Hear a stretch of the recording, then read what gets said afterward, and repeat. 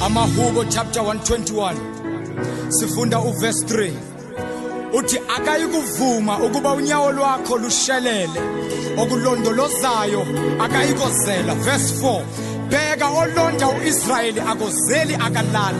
Verse 5 uJehova ungumlondi wakho, uJehova ungumthunzi wakho, ngasendleleni uJehova uyakulonda.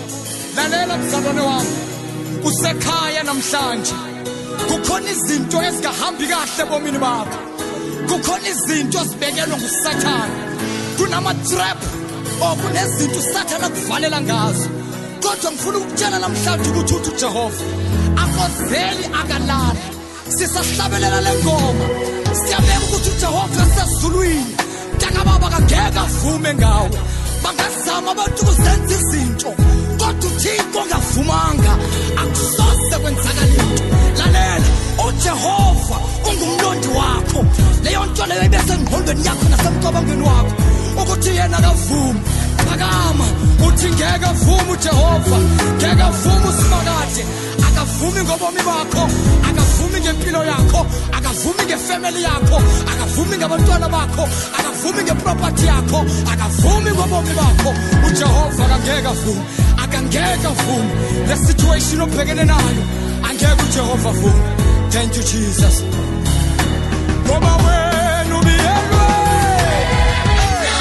ubiyelwe Jesus, ubiyelwe, ubiyelwe mama, hayibo, ubiyelwe, ubiyelwe, akangeke avume ngobomi bakho.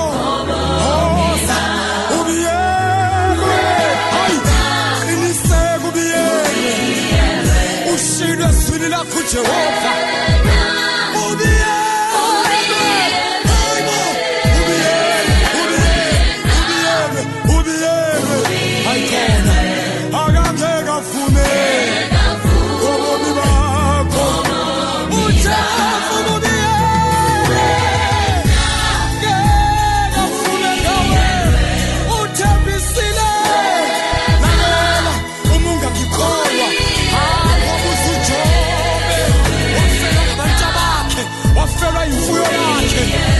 uSathane wamcela kuNkulunkulu, wathi makakhuluma noJehova, wathi ukwazi kufika kuye ngoba umyele.